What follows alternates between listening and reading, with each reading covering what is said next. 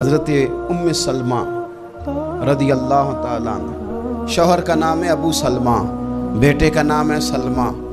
کہتی ہیں میں، میرا شوہر، میرا بیٹا، تینوں، چھوٹا بیٹا میرا، ہم نکلے مکہ مکرمہ سے مدینہ طیبہ جانے کے لیے۔ ایک کی بیٹا ہے، خاندان جمع ہے، شوہر کی گود میں بیٹا، اونٹ کے پیچھے میں۔ فرماتی ہیں مدینے کی سرحد آ گئی تو میرے میکے والے آ گئے، کہنے لگے ابو سلمہ نہیں لے جانے دیں گے مدینے اپنی بیٹی کو۔ میں نے کہا میں مسلمان ہوں، میں تو اپنے شوہر کے ساتھ مدینے جاؤں گی۔ انہوں نے کہا نہیں جا سکتے، تو نے جانا ہے تو جا، ہماری بیٹی نہیں جائے گی۔ زبردستی مجھ سے انہوں نے مجھے میرے شوہر سے الگ کیا۔ کہتی ہیں پھر میرے شوہر کے قبیلے والے آ گئے، وہ کہنے لگے اگر تم اپنی بیٹی کو نہیں نہ جانے دیتے تو یہ جو ہمارا پوتا ہے یہ ہماری نسل ہے، تمہارا نہیں، اسے ہم نہیں جانے دیں گے۔ وہ بچہ اپنی طرف کھینچتے تھے، میں اپنی طرف کھینچتی تھی، مدینے کی سرحد پہ۔ یہ جھگڑا زمین کے لیے نہیں ہو رہا، مکان کے لیے نہیں ہو رہا، حضور کے مدینے جانے کے لیے ہو رہا، حضور کے مدینے جانے کے لیے ہو رہا، مدینے جانے کے لیے ہو رہا۔ لنگ کئی مہینے تے برس گئے تے تیری دید نو دیدے ہی ترس گئے۔ انہوں نے بچہ کھینچا، میں نے اپنی طرف کھینچا، میرے بچے کا بازو اتر گیا۔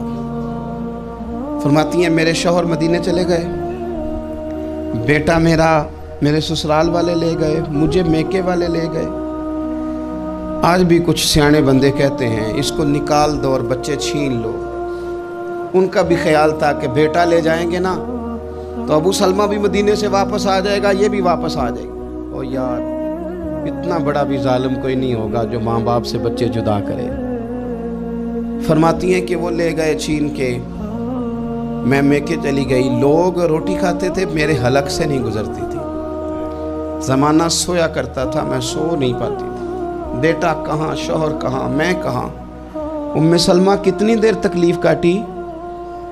جناب ام سلمہ کہنے لگی لوگوں ایک دو دن نہیں، پورا سال بیت گیا، پورا سال، پر جے سونا ہی میرے دکھ وچ راضی، جے سونا ہی مارو مارو مینو مار مکاؤ، میں کوئی عذر نہ پیش لے آواں، او جے سونا ہی میرے دکھ وچ راضی، پھر سکھ نو چلے ڈاواں۔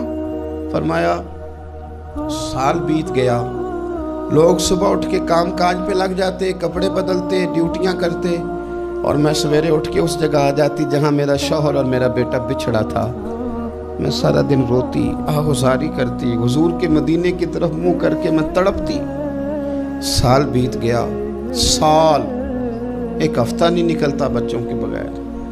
بڑے بڑے سیانے لوگ پردیس جاتے ہیں تو بچوں کی فوٹو دیکھ دیکھ کے روتے ہیں، لیکن کہتی ہے ماں تھی، بیٹا بچھڑا اور پھر بیٹا بیمار ہو اور ماں سے جدا ہو، کتنی تکلیف کا منظر ہے۔ آپ فرماتی ہیں کہ ایک سال بیت گیا اور میں نے کسی کی منت نہیں کی، میں نے کوئی شکوہ نہیں کیا، اس لیے کہ جس حال میں رب و رسول رکھے۔ یہ حوصلہ، یہ صبر، یہ توانائی، ایک سال کے بعد میرے چچا کا بیٹا میرے پاس سے گزرا، تڑپتے دیکھ کر کہنے لگا میری بہن تو سارا دن روتی رہتی ہے۔ تو میں نے کہا بھائی تمہیں کیا بتاؤں، اس کا شوہر چلا جائے، بیٹا جدا ہو جائے، وہ کیا کرے گی؟ فرماتے اس نے جا کے میرے باپ سے، اپنے والد سے، میرے خاندان والوں سے کہا اس کی سزا کب ختم ہوگی؟ اس غریبنی کا قصور یہ ہے کہ یہ مدینے والے کا کلمہ پڑھتی ہے، اس کی غلطی یہ ہے کہ یہ مسلمان ہو گئی ہے، دین حق قبول کر لیا ہے، کیوں نہیں تم خیال کرتے؟ کہتے ان کے دل نرم ہوئے، وہ رضامند ہوئے مجھے مدینے جانے میں۔ پھر اس نے کوشش کی میرے سسرال پیغام بھیجے، کب بس کرو، اور بچہ تو چڑیا کا جدا ہو جائے تو وہ تڑپا کرتی ہے، اور تم نے ایک جیتی جاگتی ماں کا بیٹا جدا کیا ہے۔ وہ بھی نرم ہوئے، رب نے اسباب بنائے، میرا بیٹا مجھے ملا۔ کہنے لگے تو رہ جا، میں نے کہا نہیں، تم مسلمان نہیں ہو، تمہیں پتہ نہیں نا، میں یہاں نہیں رہ سکتی، مجھے مدینے ہی جانا ہے۔ اکیلی اتنا سفر، جنگلوں کا رستہ، پہاڑی رستہ طے کر لو گی؟ میں نے کہا میں کر لوں گی۔ جنہوں ویک کے ٹھر دیاں اکھیاں نے تو جنہوں ویک کے ٹھر دا سینہ ہے، ربا تیری ساری خدائی ایک کی تے شہر مدینہ ہے۔ کہتی میں اونٹ پہ بیٹھی، بیٹا میں نے گود میں بٹھا لیا، میں سفر کرنے لگی، پر دل میں کھٹکا تھا کہ اتنا لمبا سفر، بیٹا چھوٹا ہے، کیسے کروں گی؟ کہتے مجھے عثمان بن طلحہ مل گئے، کہنے لگے کہاں جا رہی ہو بہن؟ میں نے کہا مدینے۔ کہنے لگے اکیلے جاؤ گی؟ میں نے کہا جانا تو ہے نا، کوئی ساتھ چلے نہ چلے پر شہر رسول تو جانا ہے نا۔ آپ فرماتی ہیں میں نے عثمان بن طلحہ سے نیک بندہ کوئی نہیں دیکھا، میرے اونٹ کی لگام تھام لی۔ جب مجھے اونٹ پہ بٹھاتے تھے نا، اونٹ بٹھا کے چلے جاتے تھے، میں بیٹھ جاتی تھی تو آ کے لگام تھامتے تھے۔ جب کہیں مجھے اتارتے تھے تو اونٹ بٹھا کے چلے جاتے تھے، میں اتر جاتی تھی تو اونٹ کو باندھتے تھے۔ سونا ہوتا تھا تو اونٹ بٹھا دیتے، میں اتر جاتی، وہ دور جا کے لیٹ جاتے۔ فرماتی تھی پھر میرے لیے میرے رب نے اسباب پیدا کیے اور میں مدینہ پہنچی، میں شوہر سے ملی، اور لوگوں میرے نصیب دیکھو، میں رہنے کہاں لگی؟ حضور کے مدینے میں، شہر رسول میں، شہر رہ پائے نظر ہوش میں آ، یہ کوہ نبی ہے، میں حضور کے حرم کی زمین اور قدم رکھ کے چلنا۔ ارے سر کا موقع ہے او جانے والے، مدینے کے خطے خدا تجھ کو رکھے، غریبوں فقیروں کے ٹھہرانے والے۔ کہتی ہے میں وہاں بسنے لگی۔